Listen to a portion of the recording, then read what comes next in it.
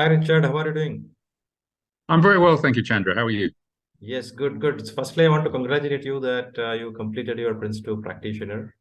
Immediately Thank after you. training, you went for it and you become successful in that. So I'm very keen and interested to know about your journey of learning and as well as what motivated you to take up this particular certification and how was the journey? Okay. So I have been doing project management, I guess, informally for 20 years or so. And I'm currently in a transition from permanent employment to, operating as a contractor on short-term projects. And a lot of the roles that I have been looking at and applying for have indicated they wanted to see formal certification.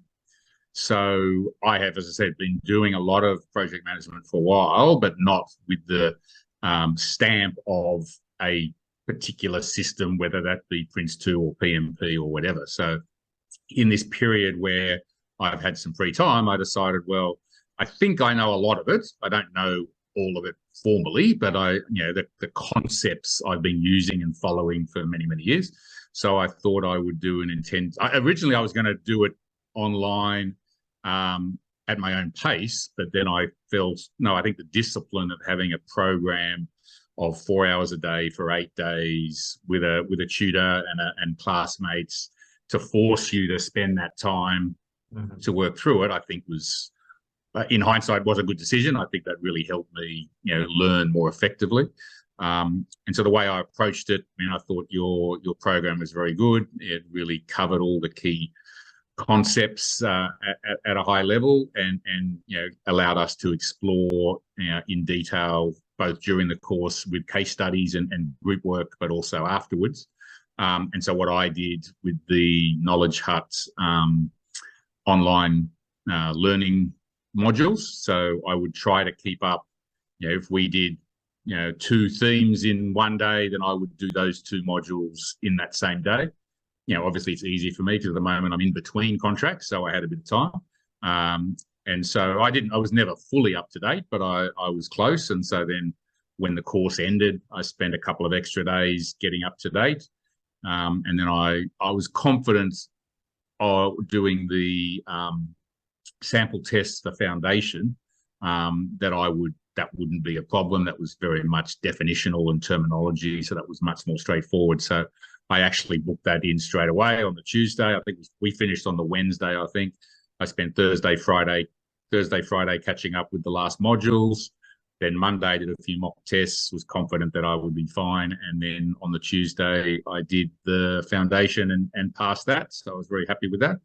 And then I knew I needed a bit more time for the practitioner. It is a lot more complex once you start getting in the case studies and so forth. So I spent a bit more time pulling my notes together, pulling my thinking together, and then doing the practitioner mock tests, which obviously are a bit longer. And so I basically took another week for that and booked in for the the practitioner exam on the Tuesday morning.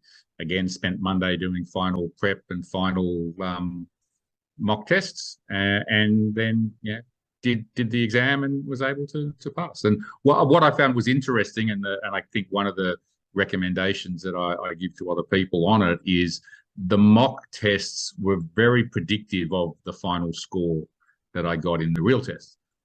So for most of the mock tests, for foundation, I was getting plus or minus 90%, and I got plus or minus 90% for the final. And for the practitioner, I was getting plus or minus 70%, and I got plus or minus 70% for the final. So it's it was very useful. Yes, very interesting. Richard, what's your suggestion mostly? Whoever is taking up this examination through your experience, what would be those few points you would like to share with them so that it will be beneficial for them to focus that way and then practice? In terms of preparing for the exam or doing the course Exactly. itself? Exactly. Both. Both. Yeah, okay. For the course, I think it's, as I said, I had been doing sort of project management for a while in major corporations, and so they all have structures and approaches for project management.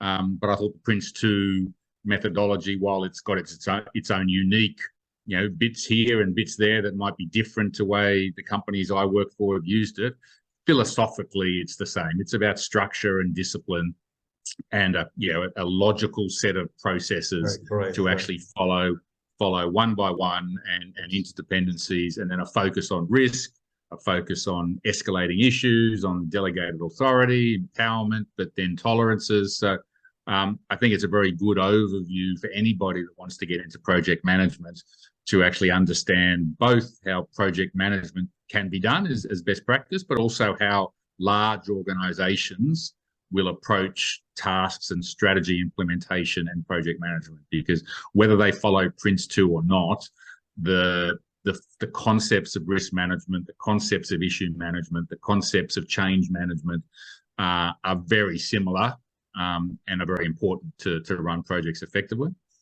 In terms of prep for the exam, it is, as I said, I would recommend a face-to-face program. I know a lot of training providers for Axelos and PeopleCert. You can just download all the material and do it yourself. If you're disciplined and you're really going to get around to it, then good luck to you. But I think it's having something in the diary where it's focused and not too long. I mean, a full day program can often get tired. So I quite like the 4-hour program with a 20-30 minute break in the middle. It was manageable.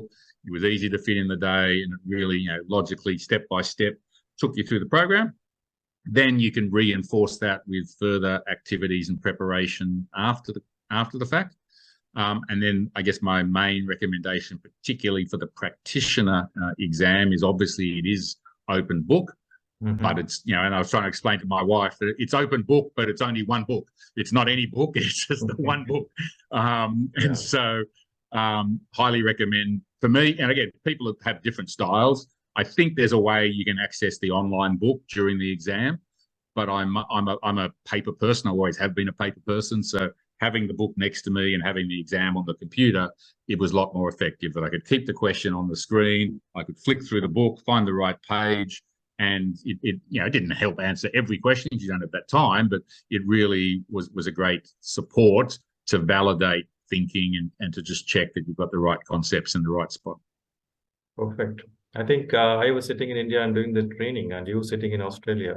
Was the timing was okay with you? How were you managing that official work? The time was fine. I mean, I felt sorry for the Indian people because you were starting at 6 in the morning. I mean, we were starting at 10:30, so it was fine. It was a good. I could get up. I could spend an hour or two doing some other bits and pieces, and then as I said, the 4 hours was a good chunk of time without being too tiresome, because it's a lot of content to absorb, and if you did try to do it in 4 8 hours, it would be much harder. So I think the 4 hours was the right balance. Time zone worked well, and and as I said, it was good. We had a small group of about 6 to 8, and we broke into 2 groups of 4. And so every day we would break in, do sort of a half-hour exercise together, which was good. And you got to know your people a bit better, but also share around and bounce ideas. So that was good. All right. Thank you so much, Richard. I wish you all the best for future assignment. Thank you. And hopefully you keep learning, keep growing, and share a lot of good insights in the future also, that what did you achieve as a learner, as a professional. And I wish you all the best. And thank you. You can contact me anytime for any of the learning requirements. All the best. Okay. Thank you, Chandra. Appreciate it. Yeah, thank you.